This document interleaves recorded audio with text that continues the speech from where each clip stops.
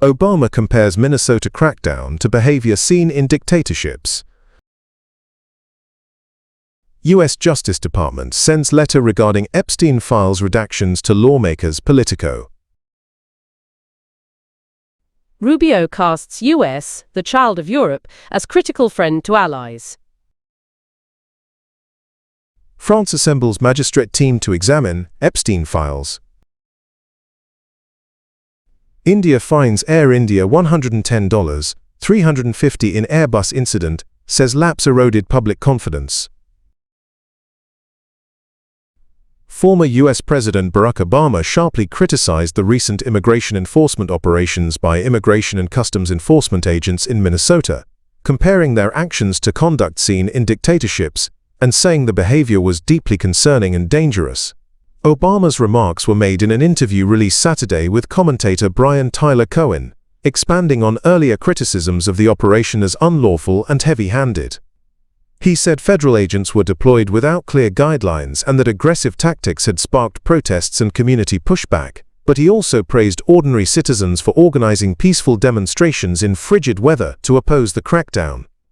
The criticism comes as political pressure mounts nationally over the broader immigration enforcement strategy, often referred to as Operation Metro Surge, which included thousands of federal agents and led to high-profile confrontations in Minneapolis and St. Paul. Separately, a federal judge in Minnesota had earlier threatened to hold ICE's acting director in contempt of court for failing to comply with multiple judicial orders tied to the surge, highlighting legal challenges and oversight battles over the aggressive enforcement tactics in the state. If you'd like, I can provide a brief timeline of the key developments in Minnesota's immigration enforcement operations and the legal responses. The U.S. Department of Justice has sent a legally required letter to Congress explaining how it handled redactions in the release of files related to convicted sex offender Jeffrey Epstein, according to Politico. The letter provides a general overview of the types of information that were redacted from the documents, and includes a list of notable individuals whose names appear in the files. According to the report, the list contains many high-profile or politically exposed figures. However, the Justice Department stressed that some of these individuals may have been mentioned only indirectly, such as in media reports or background materials, and may have had no direct contact with Epstein or his associate Ghislaine Maxwell. The letter, sent to the leaders of the Senate and House Judiciary Committees, does not explain the context in which individual names appear. The Justice Department has not yet commented publicly on the report. U.S. Secretary of State Marco Rubio sought to reassure European allies while urging them to share more responsibility, speaking on Friday at the Munich Security Conference. Rubio described the United States as a child of Europe, saying Washington remains committed to the transatlantic alliance despite recent tensions under President Donald Trump. In a time of headlines predicting the end of the transatlantic era, let it be clear this is not our goal, Rubio said, adding that the United States and Europe belong together. His remarks were met with a standing ovation. The speech offered reassurance to European leaders worried about U.S. commitment on issues such as Ukraine and global trade. However, Rubio made no specific policy pledges and did not mention Russia, prompting some caution among observers. European Commission President Ursula von der Leyen said she felt reassured by Rubio's remarks. Others were more reserved.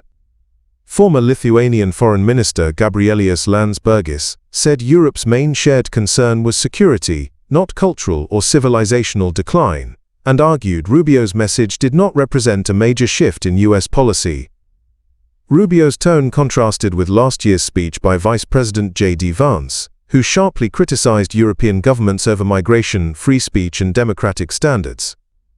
While praising Europe's cultural heritage, Rubio repeated U.S. concerns about mass migration and aggressive climate policies, saying Washington does not want allies to be weak and is seeking to revitalize the transatlantic partnership rather than manage its decline.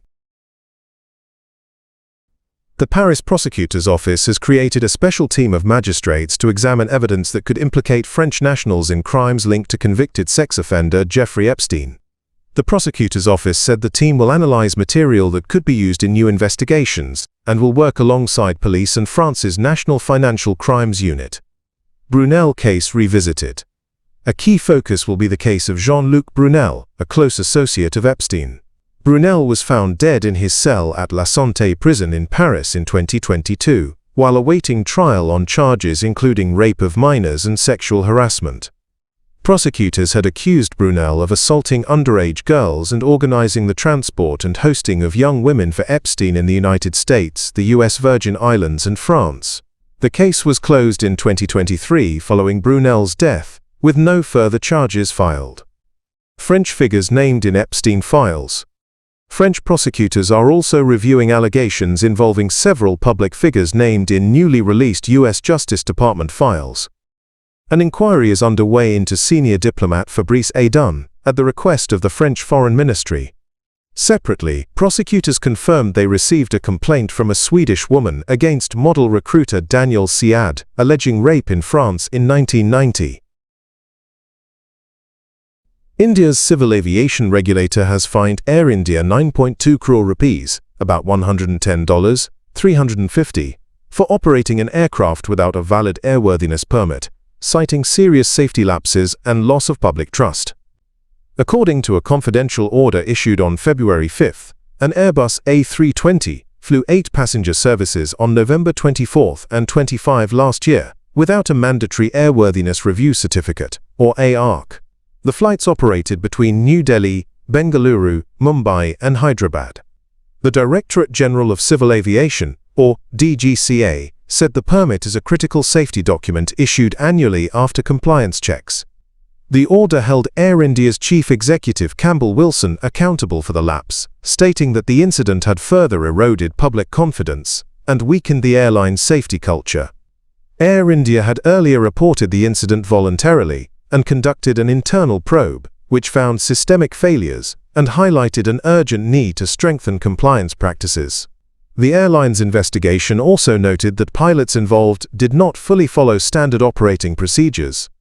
In a statement, Air India said it acknowledged the regulator's decision and confirmed that all identified issues have since been addressed and communicated to authorities.